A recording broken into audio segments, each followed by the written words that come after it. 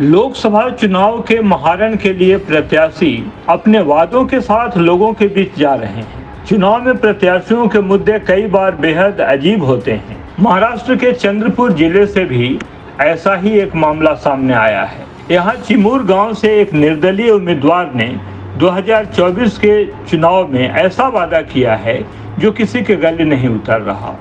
यहाँ महिला प्रत्याशी ने वादा किया है कि सत्ता में आने पर वे गरीबों को फ्री में महंगी व्हिस्की और बियर उपलब्ध कराएंगी। उन्होंने चुनावी नारा देते हुए कहा, जहां गांव वहां बियर बार। अखिल भारतीय मानवता पार्टी की उम्मीदवार वनिता राउत गरीब मतदाताओं के लिए एक अजीबोगरीब चुनावी वादा लेकर आई हैं। वनिता राउत ने कहा है कि अगर वह चुनाव जीतती हैं तो न केवल हर गांव में बियर बार खोलेंगी बल्कि सांसद निधि से गरीबों को फ्री में महंगी व्हिस्की और बियर भी उपलब्ध कराएंगी। वनिता राउत ने चुनावी नारा देते हुए कहा, जहां गांव वहां बियर बार, यही मेरे मुद्दे हैं।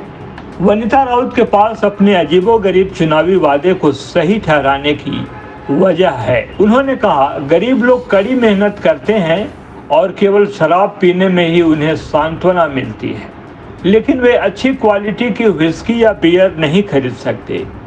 उन्हें केवल देसी शराब पीने को मिलती है और इससे उनके स्वास्थ्य पर भी बुरा असर पड़ता है।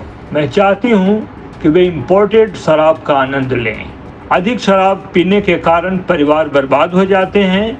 सवाल पूछे जाने पर वनिता राउत ने कहा कि यही कारण है कि वह चाहती हैं कि लोगों को अच्छी क्वालिटी की शराब मिले। अच्छी क्वालिटी की शराब खरीदने के लिए लाइसेंस मिले।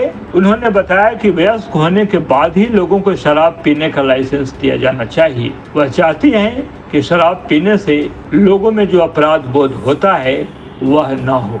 गौरतलब है कि यह पहली बार नहीं है कि जब वनिता राउत चुनाव लड़ रही हैं। 2019 में लोकसभा चुनाव में उन्होंने नागपुर से चुनाव लड़ा था, जबकि 2019 के महाराष्ट्र विधानसभा चुनाव में चिमूर विधानसभा सीट से चुनावी ताल ठोका था उन्होंने।